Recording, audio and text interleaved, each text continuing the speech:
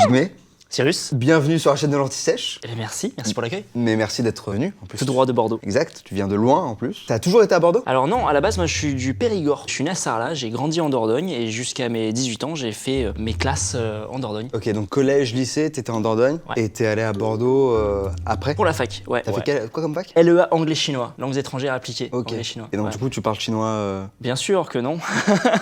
Tu savais ce que tu voulais faire plus tard? Ou genre c'était un peu un choix par défaut? C'était un choix vraiment par défaut. À la base, j'avais posé ma candidature à Caju, une prépa à Bordeaux. Quel type de prépa? Enfin, lettres langues quoi. Donc hippocagne, cagne. Voilà, tout à fait. Ouais, et ouais. Dieu merci, j'ai été refusé parce que c'était vraiment pas mon délire en fait. Yvain, Gauvin. Gauvin, Que signifie incandescente, Seigneur Perceval? incandescente, c'est qui peut accaparer des objets sans ressurgir sur autrui.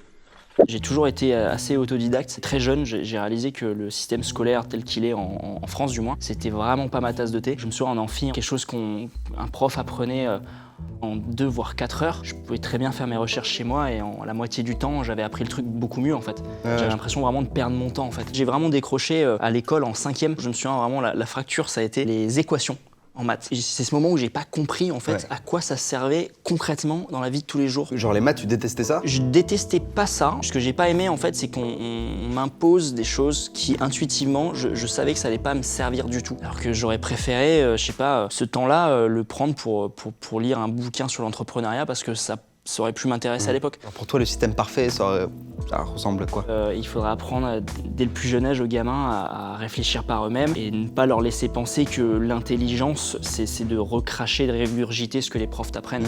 L'intelligence, c'est surtout de comprendre ce qui t'entoure dans le relationnel, au sein de la société, et c'est hyper dommage, quoi.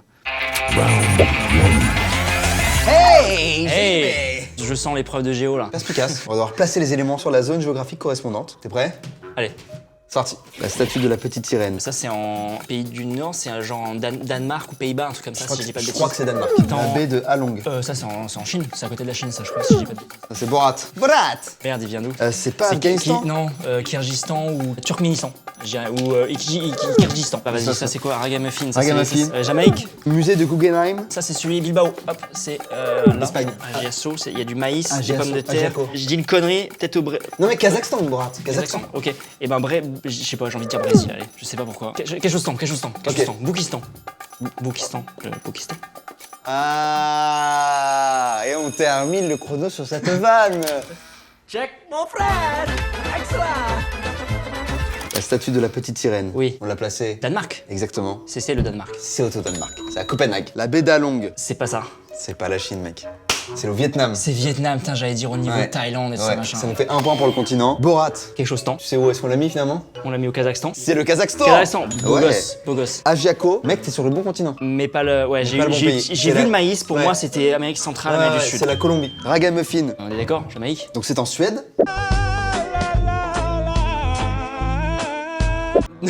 C'est Jamaïque. Ouais, c'est Jamaïque. Guggenheim. Bilbao. C'est Bilbao. Mec, c'est énorme. On a 10 sur 12. Bravo. Il y a un truc qu'on n'a pas vu ensemble, c'est que quand t'es passé au lycée, t'as fait L, ES ou... J'ai fait L, tout à fait, parce que les maths, comme tu l'as compris, c'était pas mon délire. Pourquoi L et pas ES par exemple? En fait, je voulais le moins de maths possible. C'était plus D'accord, ça donc le c'était vraiment raisonnement. le facteur... Ouais. ouais. Ah, parce qu'on te dit, bah en L, la dernière fois que tu feras des maths, ça sera en première, si je dis pas de bêtises. Je dis, ouais, je signe, pas de souci. C'est où? Ouais. Je commence. Je comprends. Ici. Tout à fait. Maintenant. Est-ce que t'avais une matière favorite et une matière détestée? Oh, une matière favorite, oui, c'est comment dire, dessin à appliquer, enfin pas à appliquer, que je sais plus comment ça s'appelle. art plastique. Art plastique, merci, ça c'est tellement loin. J'ai toujours aimé dessiner, j'ai toujours été assez créatif de mes mains. Et voilà une magnifique girafe. Elle est à toi, allez dégage, tu me peux plaire. Et c'était, pour moi, c'est la matière détente, c'est tu fais quelque chose que t'aimes un peu, tu peux faire ce que tu veux, il y a un truc où t'es pas dans un cadre. Ouais, ok, je À part si tu tombes sur un mauvais prof d'art plastique, je me souviens qu'une fois j'ai eu un 24 sur 20. J'ai fait ah d'accord mais ça sert à quoi? Bah vous prenez les 4, vous les mettez sur 2 autres notes. Ah ok d'accord très bien, bah, parfait, 20, très bien, parfait. Mais c'est 1 plus 1 égale 1, ou peut-être que 1 plus 1 égale 11. Et ça, c'est beau. Après les autres matières, les maths... Genre la pire, genre. Alors j'ai presque envie de dire musique parce que les cours de flûte à bec, je crois que quasiment tout le monde a détesté. Cours de chant devant tout le monde aussi, surtout quand t'es jeune et tout. Pas forcément chaud pour chanter devant toute la classe, tu vois. Ouais. Mais la pire du pire... Alors ma plus grosse erreur, c'était le latin, je crois. J'ai venu, j'ai vu, j'ai vaincu. Veni Vidi Vici. Toi, aujourd'hui, il y a des trucs que t'as appris qui te servent. Anglais, Ouais. les langues, l'espagnol, j'essaie de m'y remettre, tant bien que mal, c'est quand même important. Ouais, l'histoire, je me souviens qu'à un moment, je faisais beaucoup de modélisme, je faisais des maquettes, Ok. je faisais du 1/35e et j'étais passionné par la Seconde Guerre mondiale. Donc je faisais des chars, des petits bonhommes, j'adorais peindre. Donc, Ah, en mode Warhammer, genre en mode Warhammer, mais Mais pas il n'y avait pas Warhammer, la notion de jeu, c'était plus la notion de créer un diorama, créer une scénette en fait.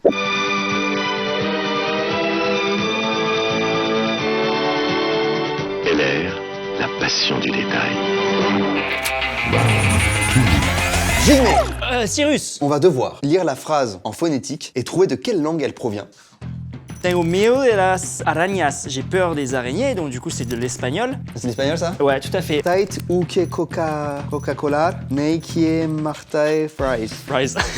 C'est une histoire de Coca-Cola et de frites, hein, Ouais. je pense. Hein. Soit vraiment une langue du Nord comme ça, ou Tait soit un truc uke africain. Coca-Cola. Hein. Vas-y, mets le. Attends. Ouais. Allez, au hasard, tu sais quoi, je vais mettre Ouganda. Voilà, aucun rapport. Ich werde das Ça c'est de l'allemand. Ich werde das UFO genannt, je pense. Muaresei i pizza apo anana. Muaresei i pizza quoi, on Allez, balance, c'est un truc. mets-le en Amérique centrale. Allez, là-bas. C'est du guatémaltèque. Voilà. Ok, le temps est fini. C'est pas évident, hein. Non, c'est pas évident du tout. On peut réussir à traduire par contre. Tengo miedo de las arañas. J'ai peur des araignées. Ok. Tait uke Coca-Cola, neiki martai fries. Il y a une histoire de Coca-Cola Et de frites. de frites, je pense, hein. Ouais, donc ça va être un truc genre je prends du Coca-Cola seulement avec les frites. Ça c'est quoi? C'est de l'allemand. Ich werde das UFO genannt. Das UFO. Gênant, donc c'est un truc gênant, non? Gêne pas. Et ich werde, Non, je sais pas du tout. Et UFO, c'est peut-être les UFO, les Ouais, ovnis. tout à fait, les ovnis. Voilà. J'adore Joule, c'est ça? J'adore les Ok. ovnis. Pizza apo ananas. Une pizza à l'ananas? J'aime la pizza sans ananas. Peut-être, ouais. Ok. Le premier c'est l'espagnol. Ouais, on est d'accord. Et c'est effectivement j'ai peur des araignées. Ouais. Donc 2 points. Le second, On a quand même mis Ouganda, hein. c'est pas ça malheureusement. C'est pas du tout ça. C'est du bosniaque. C'est un Coca-Cola et une grande frite. Donc on prend un point pour la traduction. En 3 c'est l'allemand, et que t'avais raison en fait. J'adore les. Non mais t'avais raison avec Jules. Ok. Non c'est on m'appelle l'OVNI. Mais non! Si! Fantastique! Incroyable. On prend un point pour l'allemand. 4, c'était du grec. Et c'était j'aime la pizza à l'ananas. Ok.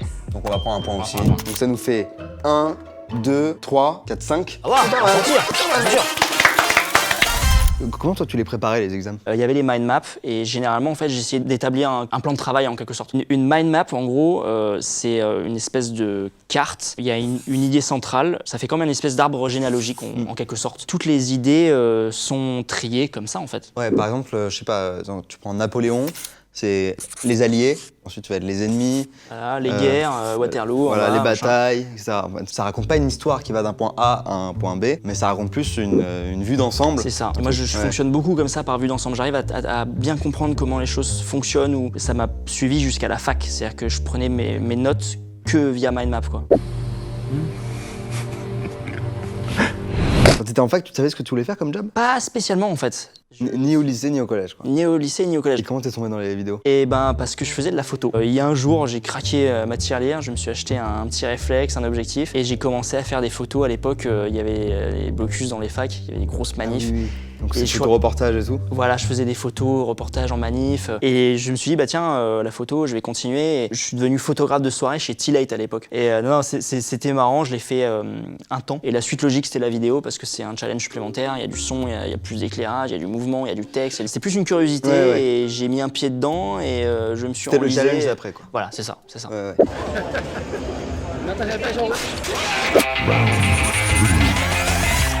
Épreuve d'histoire, on va devoir classer ces événements historiques dans l'ordre chronologique. Effectivement, d'où la flèche. T'es prêt? Allez, 3, 2, 1, c'est parti. Ah, Simone Veil, bah ça c'est... Attends, on va voir le reste avant. Chewing-gum. Ok. Donc l'invention du chewing-gum. Ça, C'est j'ai envie de te peut-être dire.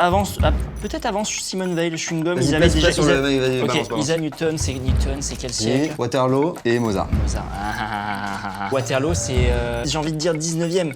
Newton, c'était quand? Newton avant, hein. Ouais, mais Newton avant. Et le chewing-gum, il est pas hyper vieux? Non, il est récent? Avant. Je pense qu'il est avant parce que Ok. les ricains, il l'avait déjà pendant la Seconde Guerre Ok, mondiale, si je bon, me bêtise. Mozart, il était avant Newton. Oui.